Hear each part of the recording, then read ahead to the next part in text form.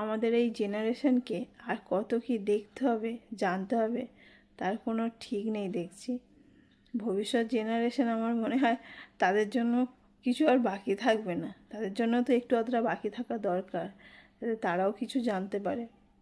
সেটা হলো, আমরা কোভিডের মতো মহামারী দেখলাম, নোটবন্দি দেখলাম, আয়লা আমফানের মতো ঝড় দেখেছি, তারপরে মহাকুম্ভ দেখলাম।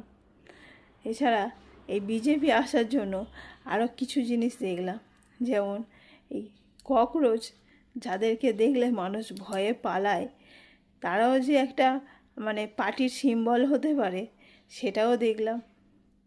এই যে আমরা জানতাম রাস্তার হকাররা ভীষণ গরিব, আমরা কি করতাম, তাদের থেকে কিছু কেনার চেষ্টা করতাম যাতে তাদের একটু হেল্প হয়। সেটাও আমরা ভুল জানতাম, সেটাও জানতে পারলাম এই বিজেপি আসার জন্য। এই হকাররা কিন্তু ভীষণ বড় লোক হয়, এটাও বলেছে সজল ঘোষ, যে হকাররা অনেক বড় লোক হয়। হ্যাঁ, এটা আমাদের জানা ছিল না, জেনে গেলাম। তারপরে সবথেকে ধোঁকাবাজ, এই বিজেপি আসার জন্যই ধোঁকাবাজদের দেখতে পেলাম, পাল্টিবাজদের দেখতে পেলাম।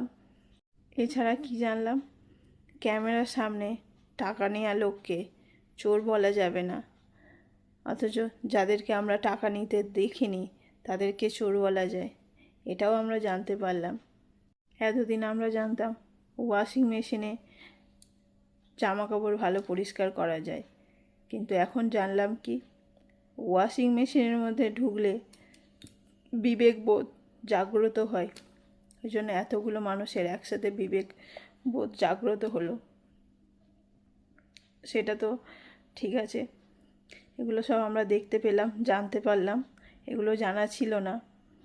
তবে পাবলিক যে এভাবে ঠকে যাবে, সেটাও তারাও ভাবতে পারেনি।